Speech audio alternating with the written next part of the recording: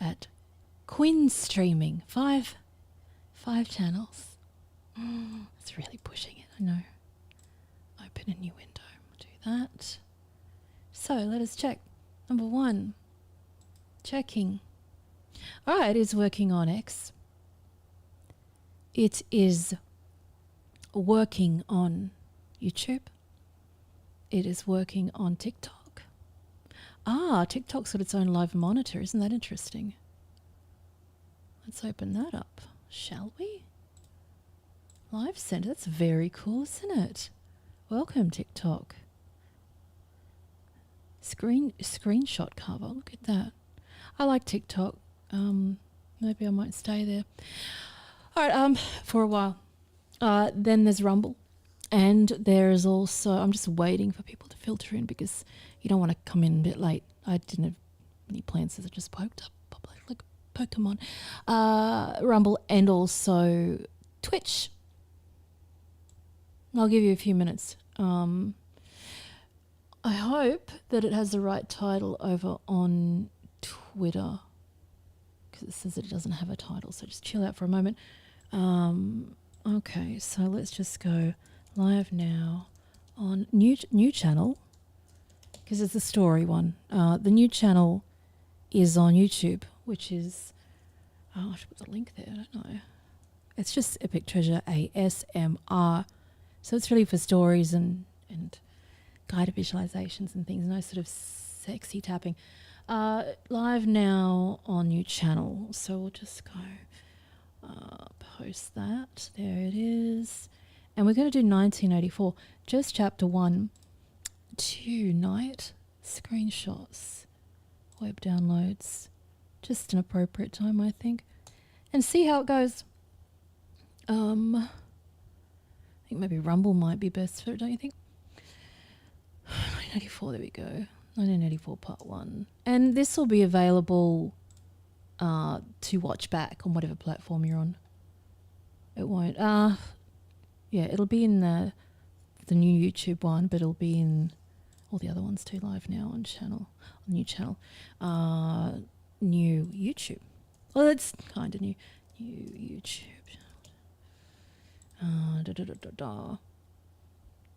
And then we'll just put a camera on there. Yeah, that looks lovely. And then we'll just put 1984. And then we'll just go big. Just put George Orwell. George. I wonder if we should have music with this. Just gentle music in the background. George Orwell.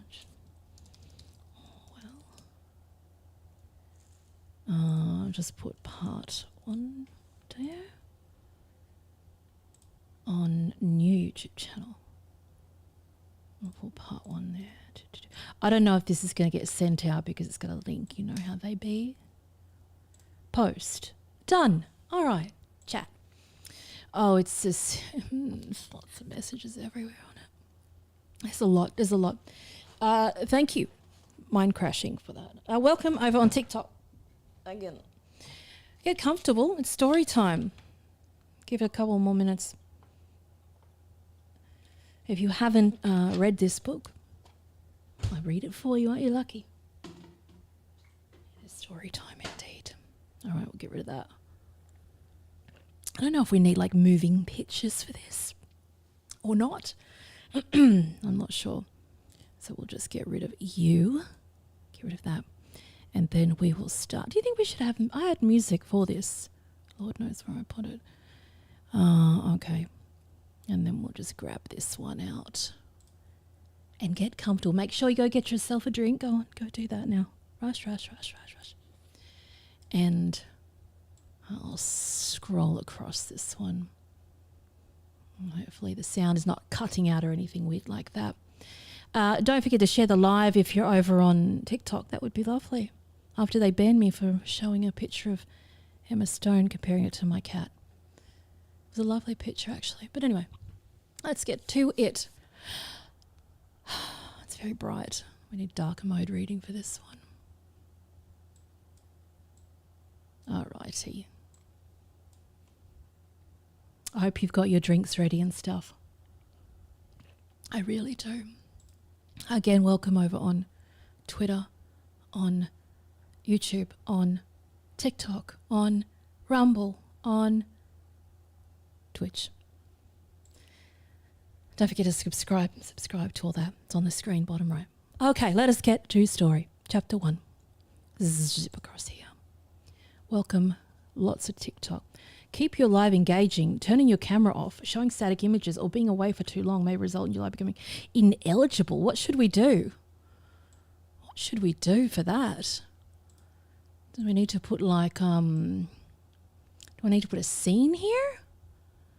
Put a rolling scene before they kick me off, eh? All right. Somebody think of something very quickly. I didn't know that they had that little rule. We just need a loop. We need a loop. We need a very, very quick loop. How quick can I make it? Open a new window. Let's see. Let's make one right now. Let me go this. And let's go grab a video. We're going to go surveillance. A surveillance camera. Yeah, you look good, don't you? How's that one look like? Oh, yeah.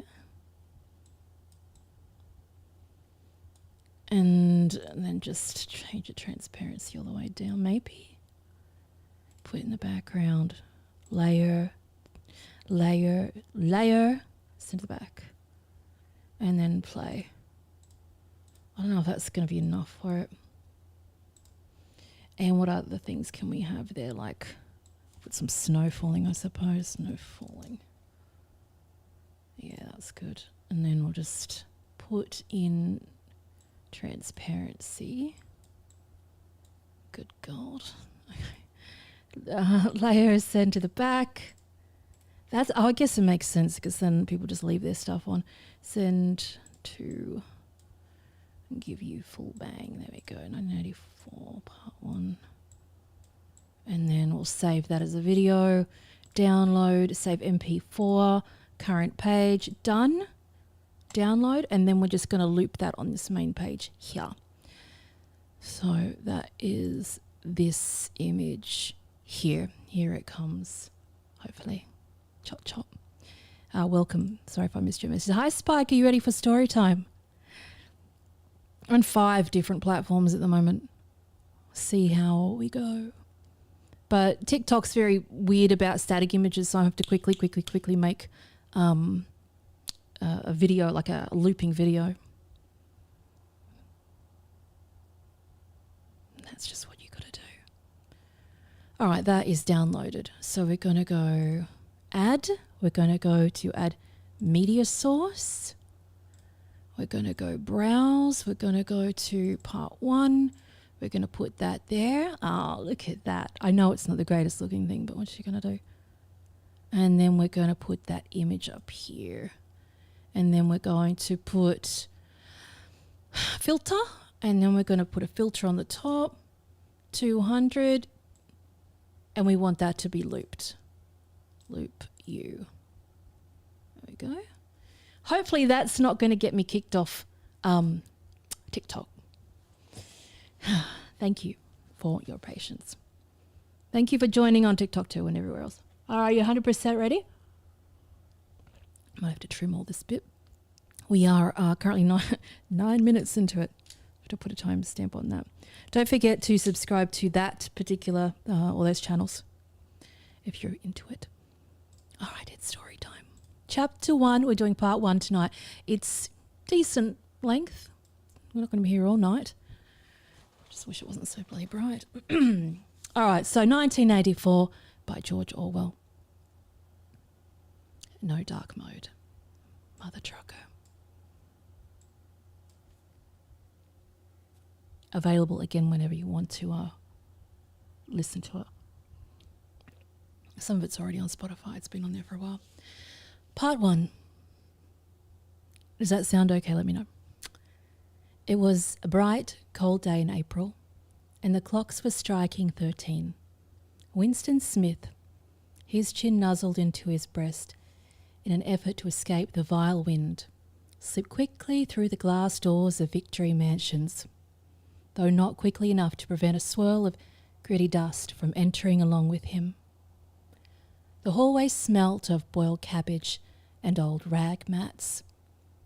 At one end of it, a coloured poster too large for indoor display had been tacked to the wall.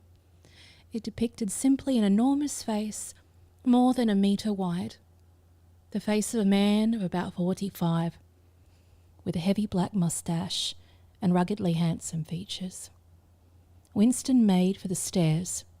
There was no use trying the lift.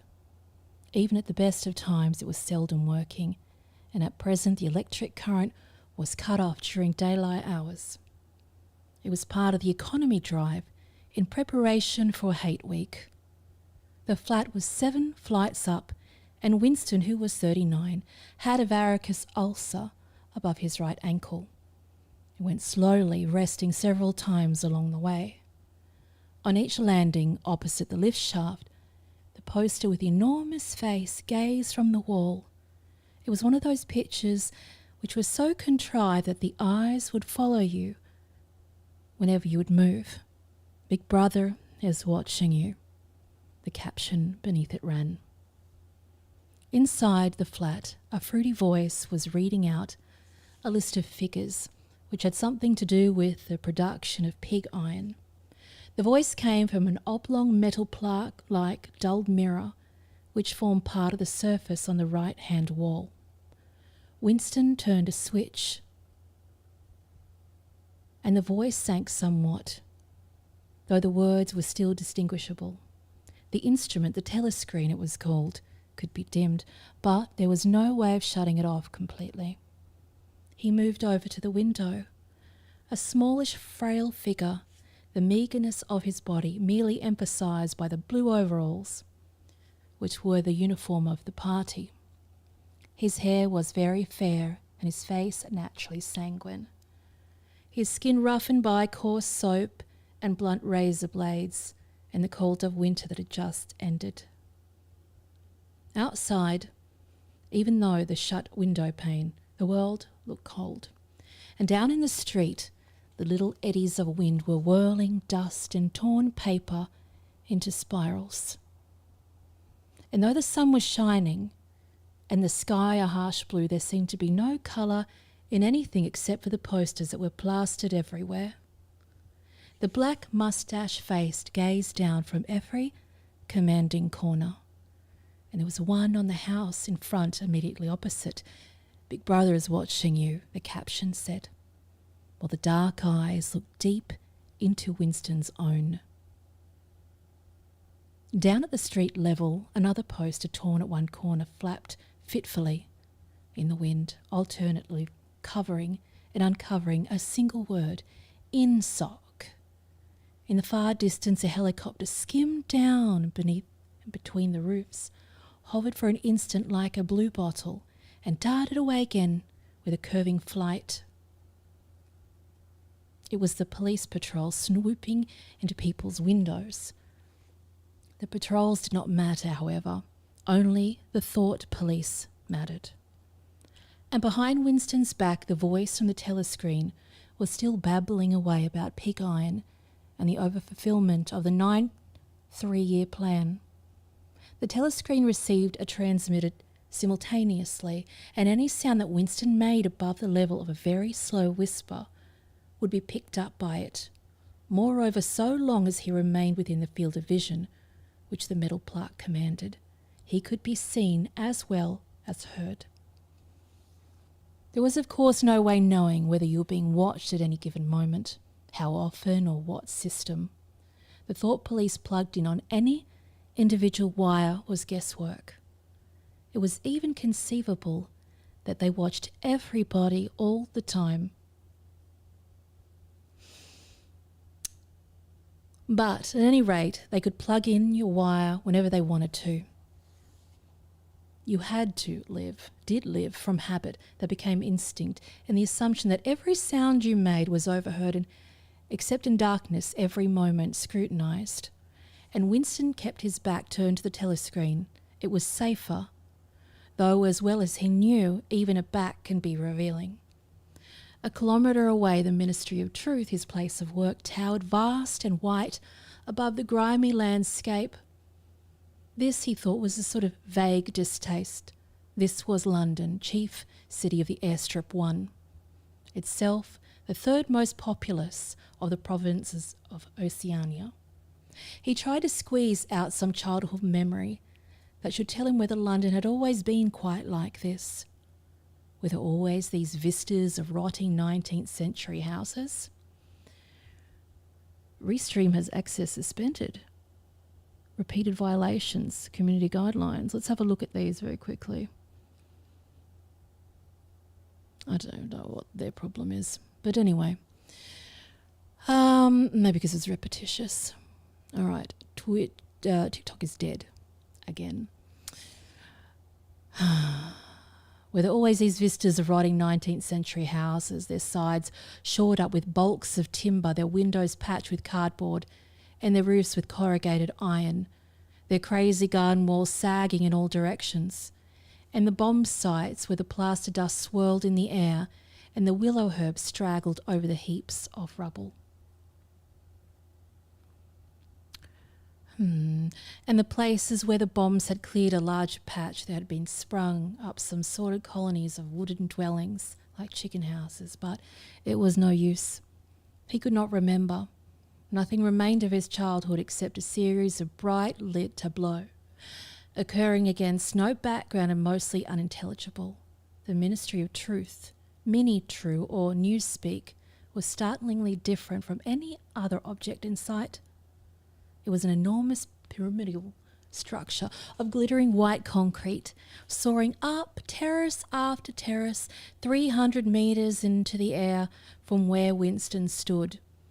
It was just possible to read, picked out on its white fence in elegant lettering, the 3 slogans of the party: war is peace, freedom is slavery, ignorance is strength. And the Ministry of Truth contained, it was said, 3,000 rooms above ground level. Interesting. And the corresponding ramifications below. Scattered about London, there were just 3 buildings of similar appearance and size. So completely did they dwarf the surrounding architecture that from the roof of Victory Mansions you could see all 4 of them simultaneously. They were the homes of the 4 ministries between which the entire apparatus of the government was divided. The Ministry of Truth, which concerned itself with news and entertainment, education and fine arts. The Ministry of Peace, which concerned itself with war. The Ministry of Love, which maintained law and order. And the Ministry of Plenty, which was responsible for economic affairs. Their names in Newspeak: Mini-True, Mini-Pax, Mini-Love and Mini-Plenty. The Ministry of Love was a really frightening one. There were no windows in it at all, and Winston had never been inside the Ministry of Love nor within half a kilometre of it. It was a place impossible to enter except on official business, and then only by penetrating through a maze of barbed wire entanglements, steel doors and hidden machine gun nests. Even the streets leading up to its outer barriers were roamed by gorilla-faced guards in black uniforms, armed with jointed truncheons. Winston turned around abruptly. He had set his features into the expression of quiet optimism, which was advisable to wear when facing the telly screen. He crossed the room into a tiny kitchen.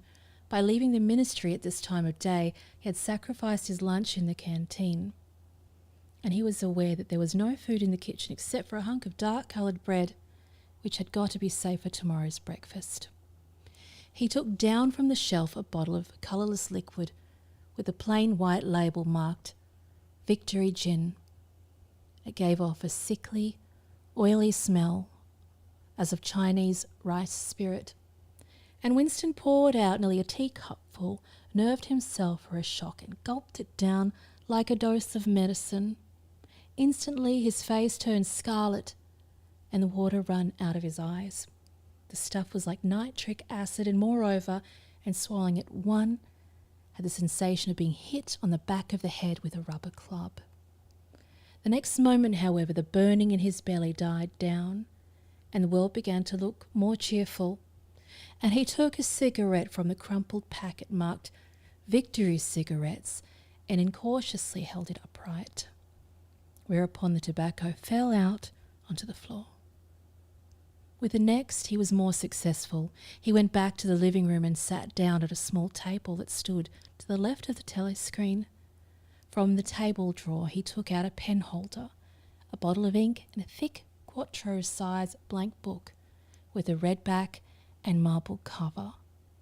For some reason, the telescreen in the living room was in an unusual position. Instead of being placed, as was normal, at the end of the wall, where it could command the whole room, it was in the longer wall opposite the window. To one side of it was a shallow alcove, which Winston was now sitting, and which, when the flats were built, had probably been intended to be bookshelves. By sitting in the alcove and keeping well back, Winston was able to remain outside the range of the telescreen.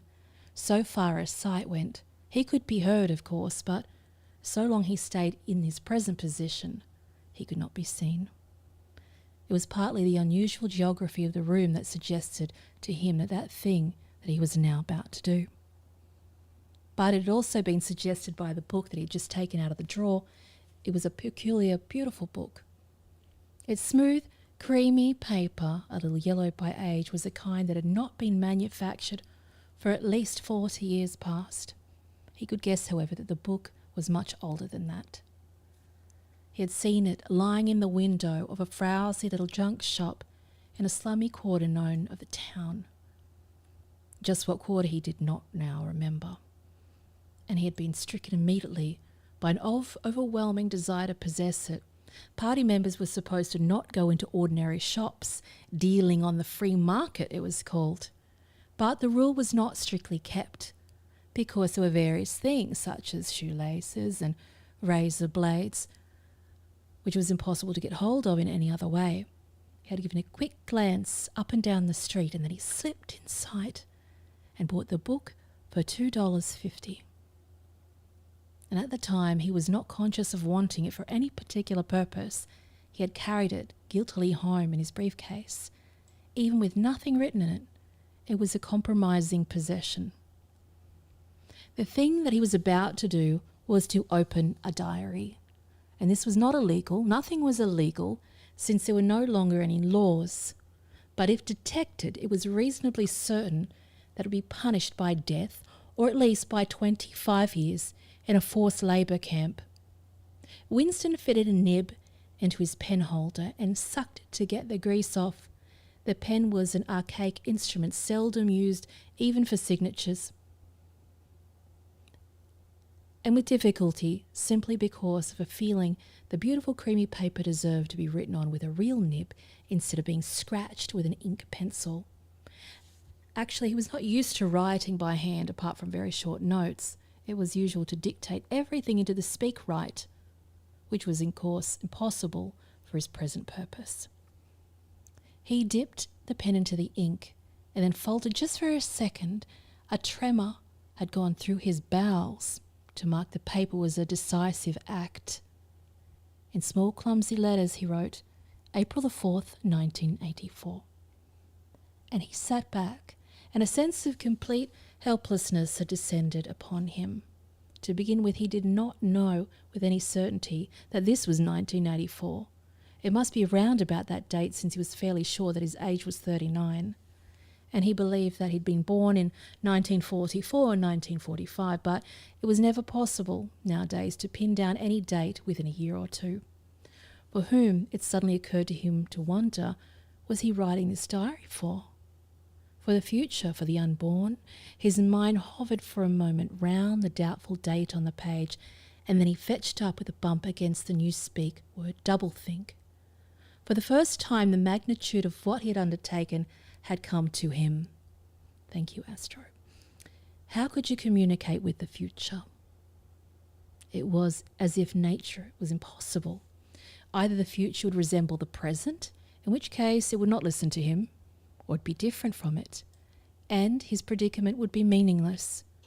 And for some time he sat gazing stupidly at the paper. The telescreen had changed over to a strident military music. It was curious that he seemed not merely to have lost the power of expressing himself, but even to have forgotten what it was he had originally intended to say. And for weeks past he'd been making ready for this moment, and it never crossed his mind that anything would be needed except courage. The actual writing would be easy. All he had to do was transfer to paper the interminable restlessness monologue that had been running inside his head literally for years. And at this moment, however, even the monologue had dried up. And moreover, his varicose ulcer began itching uncontrollably. He dared not scratch it, because if he did, it would always become inflamed. And the seconds were ticking by. He was conscious of nothing except the blankness of the page in front of him. The itching of the skin above his ankle, the blaring of the music, and a slight booziness caused by the gin. Suddenly he began writing in sheer panic, over imperfectly aware of what was setting down. His small but childish handwriting straggled up and down the page, shedding first capital letters and finally even full stops. April 4th, 1984. Last night to the flicks. All war films. One very good one of a ship full of refugees being bombed somewhere in the Mediterranean. Audience much amused by shots of a great huge fat man trying to swim away with a helicopter after him. First you saw him wallowing along in the water like a porpoise. Then you saw him through the helicopter's gun sights. And then he was full of holes, and the sea around him turned pink, and he sank as suddenly as the holes had been let into the water. The audience shouting with laughter as he sank, and then you saw a lifeboat full of children with a helicopter hovering over it. There was a middle-aged woman, might have been a Jewess, sitting up in the bow with a little boy of about 3 years old in her arms.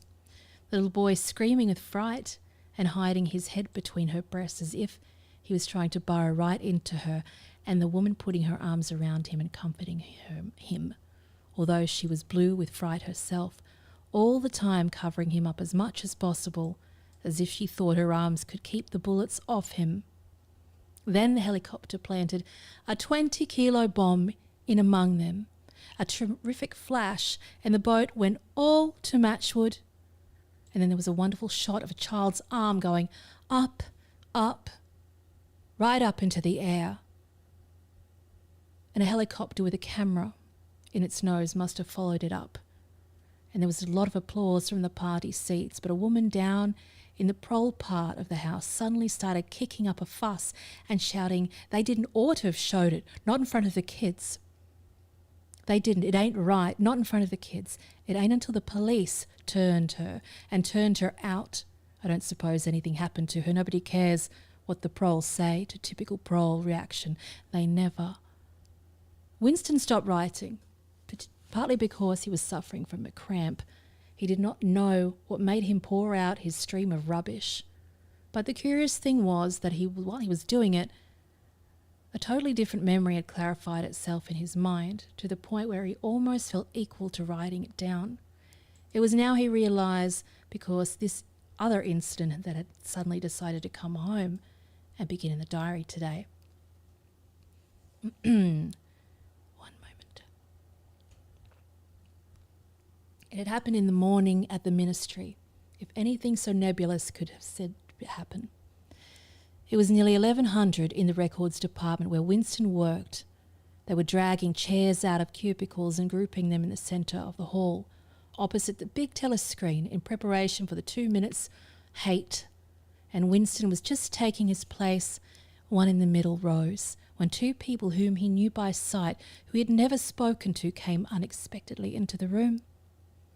One of them was a girl whom often passed in the corridors. He did not know her by name, but he knew that she worked in the fiction department, presumably since she had sometimes seen with oily hands in carrying a spanner.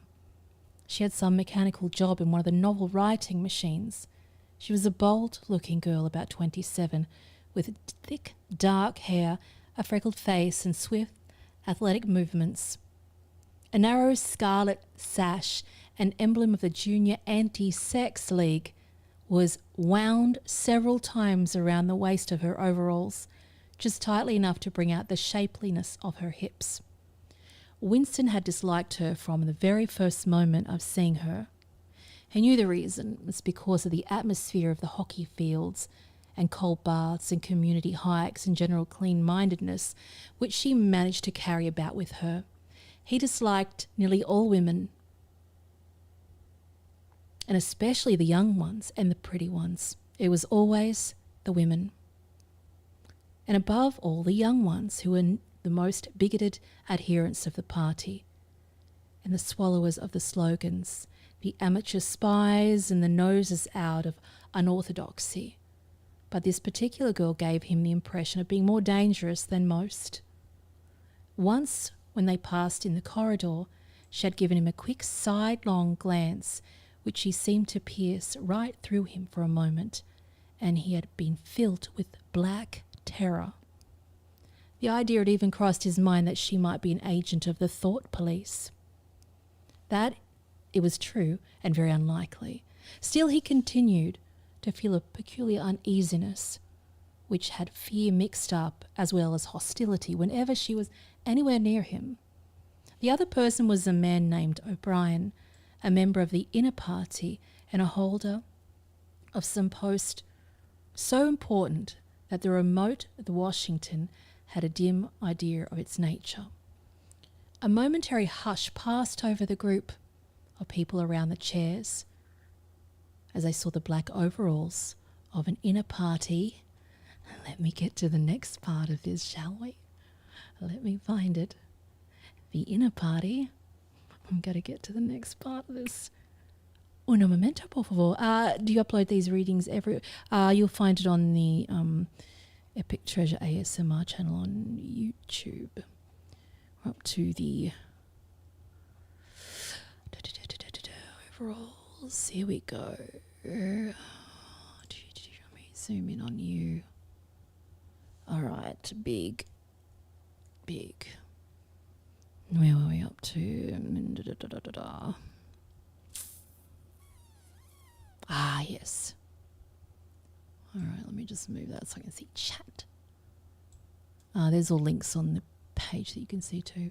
The other person's name, a man's name was O'Brien, a member of the inner party and holder of some... I read that part, didn't I?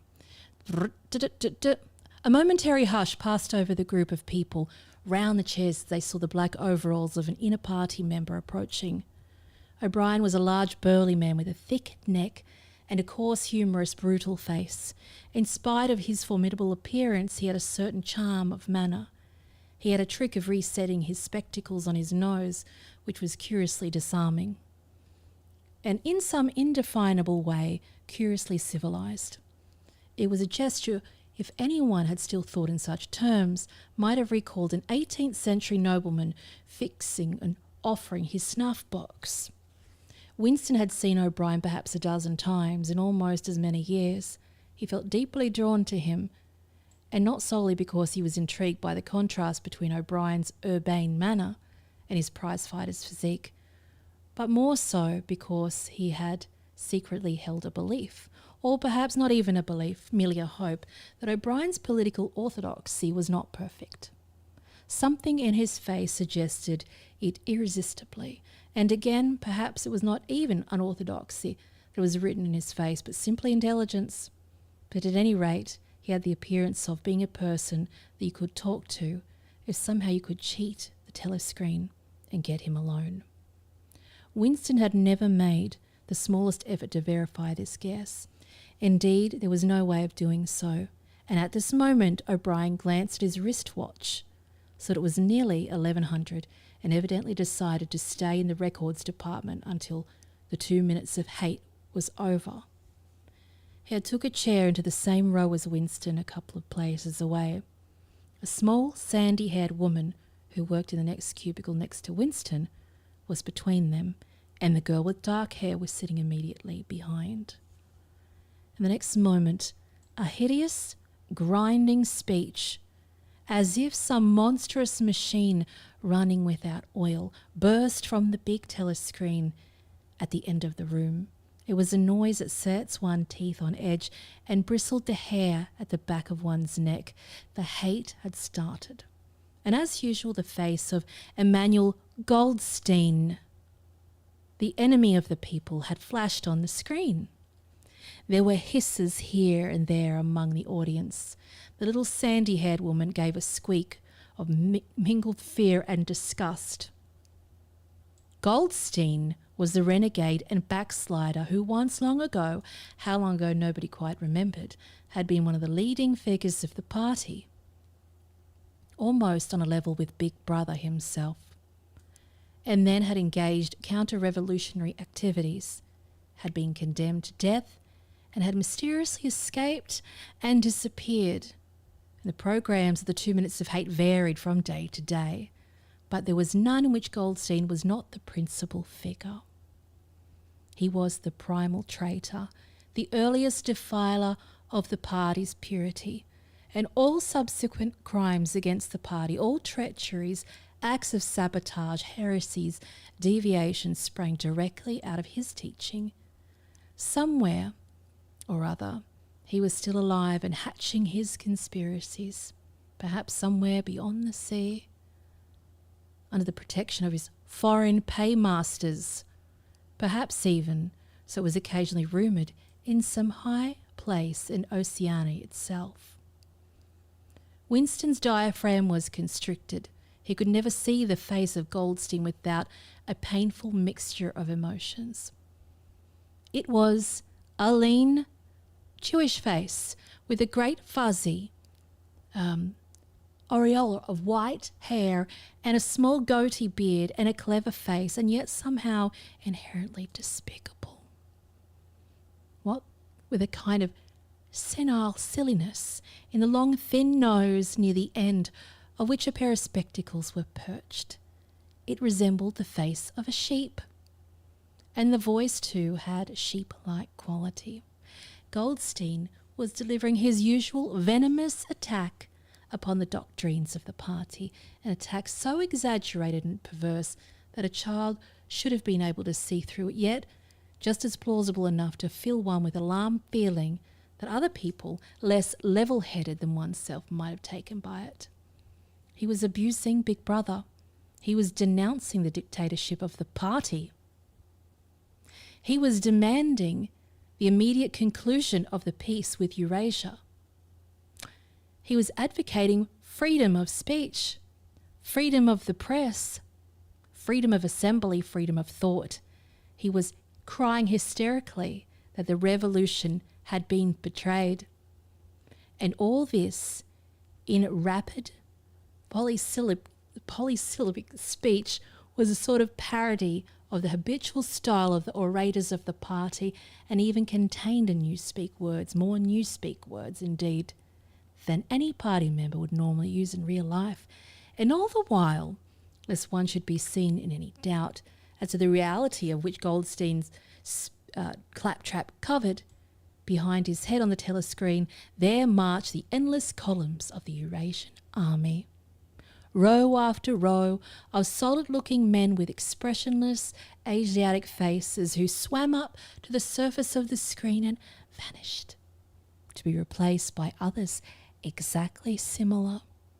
The dull, rhythmic tramp of the soldiers' boots formed in the background to Goldstein's bleating voice. Before the hate had proceeded for 30 seconds, uncontrollable exclamations of rage were breaking out from half the people in the room. The self-satisfied, sheep-like face on the screen and the terrifying power of the Eurasian army behind it were too much to be borne. Besides, the sight or even the thought of Goldstein produced fear and anger automatically. He was an object of hatred more constant than either Eurasia or East Asia. Since when Oceania was at war with one of these powers, it was generally at peace with the other.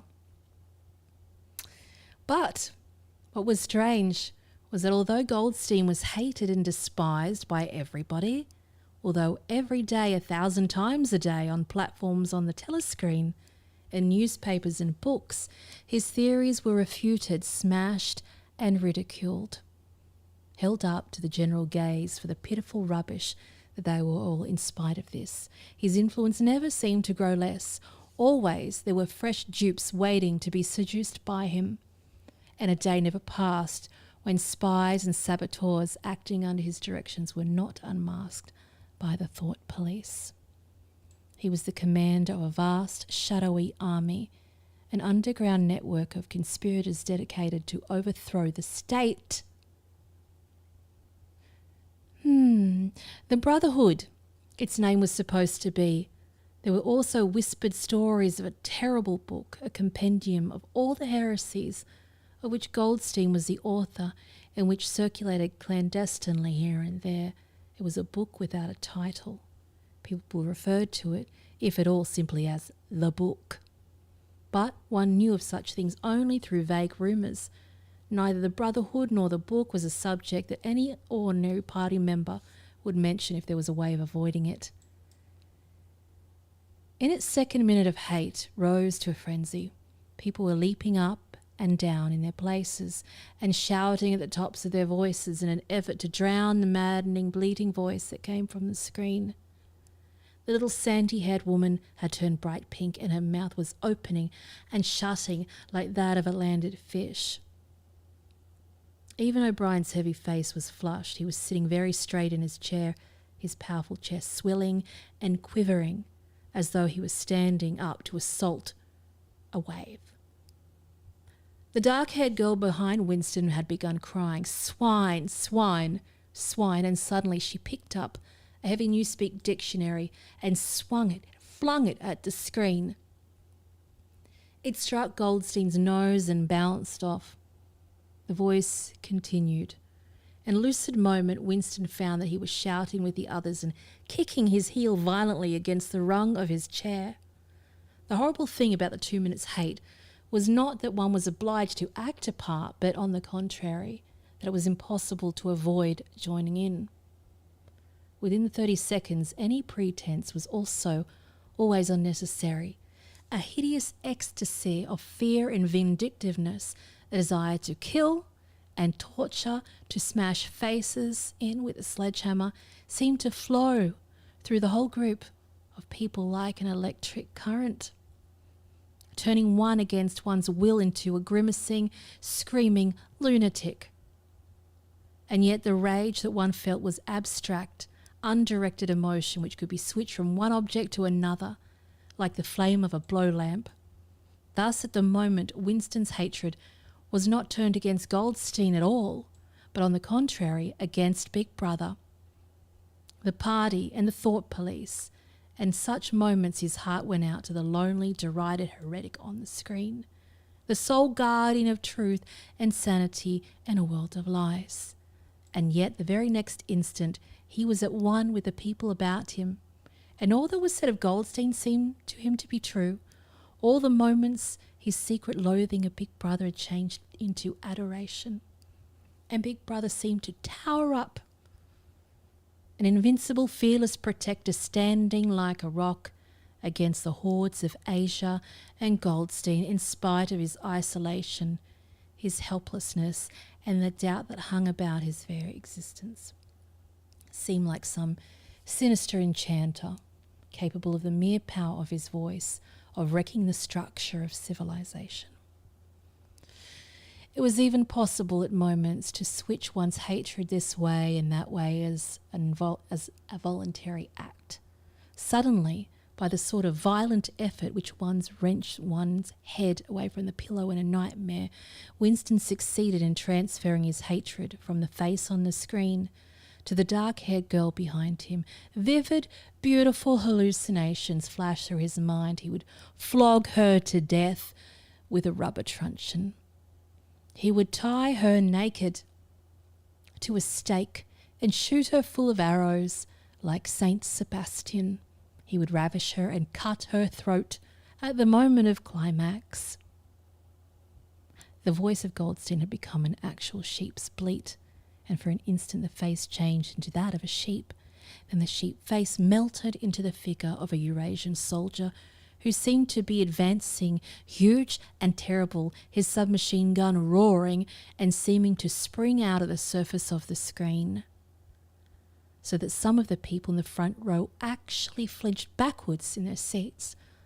But in the same moment, drawing a deep sigh of relief from everybody, the hostile figure melted into the face of Big Brother, black-haired, big mustachioed, full of power and mysterious calm, so vast that it almost filled up the screen, and nobody heard what Big Brother was saying. It was merely a few words of encouragement, the sort of words that uttered in the dinner battle, not distinguishable individually, but restoring